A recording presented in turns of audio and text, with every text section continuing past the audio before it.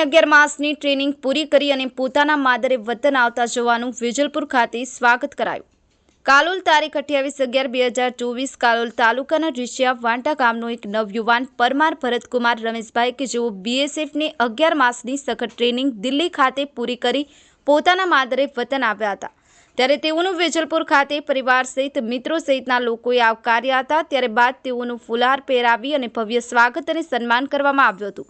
ત્યારે ભરતકુમાર અત્યંત ગરીબ પરિવારમાંથી આવતા યુવાન હાલમાં બીએસએફની 11 માસની સખત ટ્રેનિંગ દિલ્હીમાં પૂર્ણ કરી અને માદરે વતન આવતા તેમનું ભવ્ય સ્વાગત કરવામાં આવ્યું હતું। ત્યારબાદ વેજલપુરથી રીછિયા વાટે ડીજેના તાલે દેશભક્તિ સંગીતના ગીતો સાથે શોભાયાત્રા નીકળી હતી। ત્યારે આ શોભાયાત્રામાં રીછિયા વાટા ગામના ખૂબ જ મોટી સંખ્યામાં ગ્રામજનો ઉપસ્થિત રહી વેજલપુરથી રીછિયા વાટા ગામે જવા માટે શોભાયાત્રા નીકળી હતી। સુલેમાન પાંડવ, પંચમહાલ, સત્ય ન્યૂઝ, વેજલપુર।